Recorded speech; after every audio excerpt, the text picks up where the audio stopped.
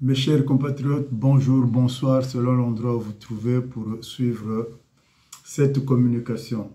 Comme je vous dis d'habitude, pour trouver l'intégralité de mes communications, il faudrait que vous vous reportez sur mon compte YouTube armand.manziono au cas où vous n'avez pas l'intégralité dans la vidéo. Ou vous venez simplement sur mon site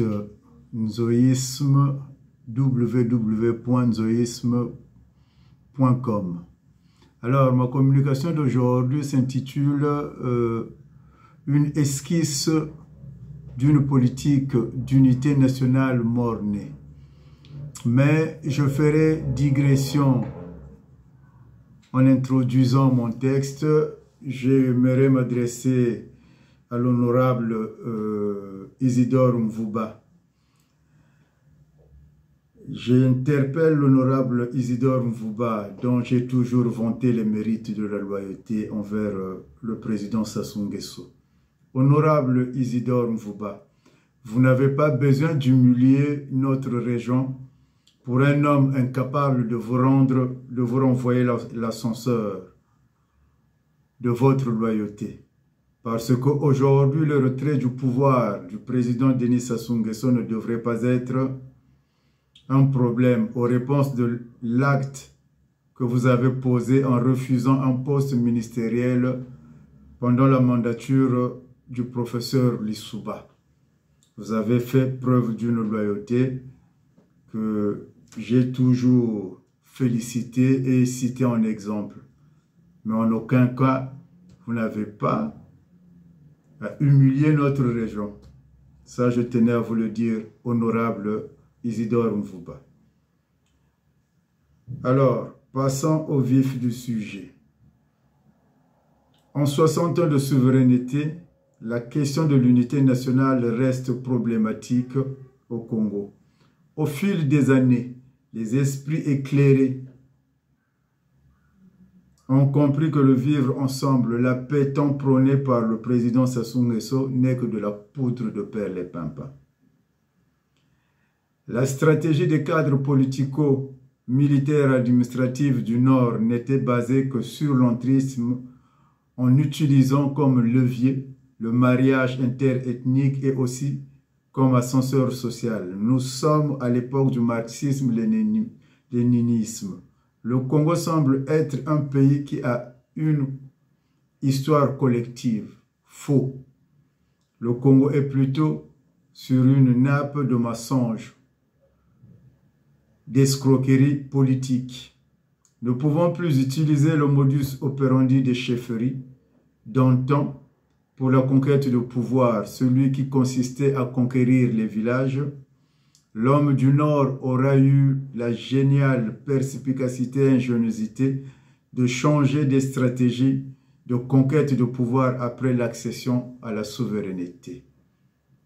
Ce dernier met en place une politique d'unité nationale. Il commence à inciter les siens à se marier avec les originaires du Sud en général et plus particulièrement ceux du Poul, et cela vice-versa. Cela prend son effort sous le règne du président Massamba Deba et s'amplifie pendant le règne du camarade Mariam Ngouabi. Il faut noter que ces mariages mixtes furent humainement bien accueillis de part et d'autre. Erreur.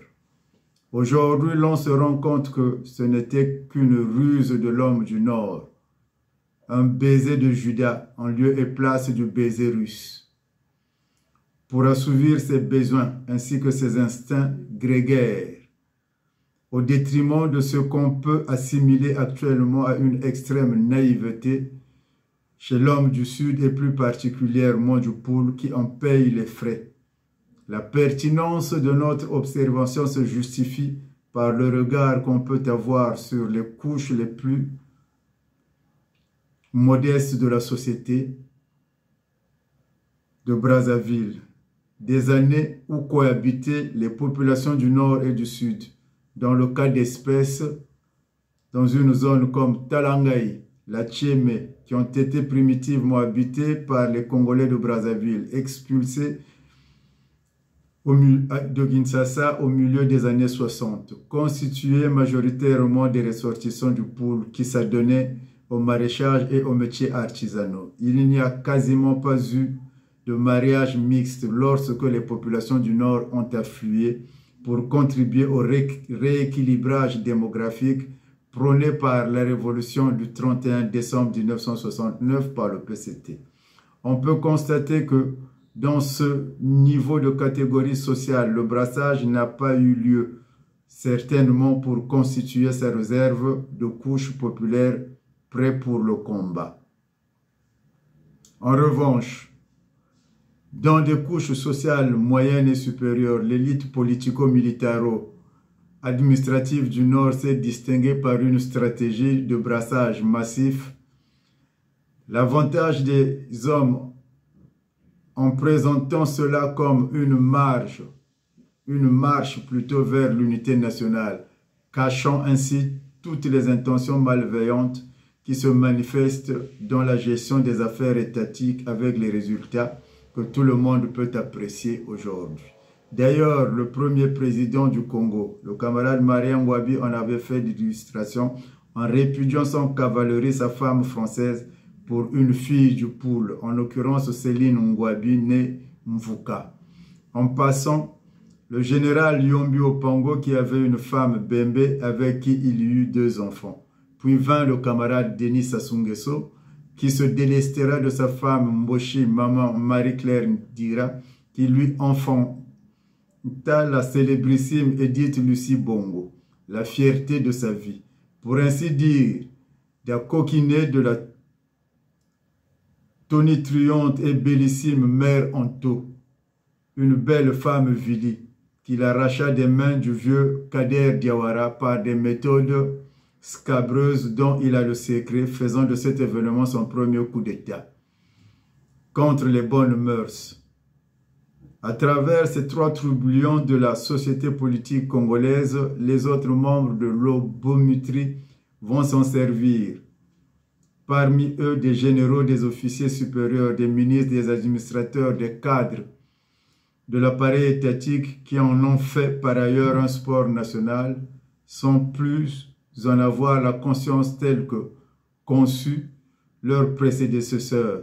Ces unions qui ont engendré une pléiade d'enfants n'ont finalement pas été à la hauteur des ambitions annoncées, faisant de certains d'entre eux des frustrés qui sont obligés de choisir un seul camp, celui du Nord, afin d'éviter des représailles de leurs parents ayant pleinement du sens du septentrion, et ne peuvent donc pas contribuer à atténuer les tensions et déchirements occasionnés par leurs parents qui en réalité se sont servis d'eux comme bouclier humain stratégique. Pauvre Congo, que doit-on encore inventer pour se pérenniser au pouvoir? armand.manziono@gmail.com pour ceux qui veulent rentrer en contact avec moi, et que Dieu soit avec nous.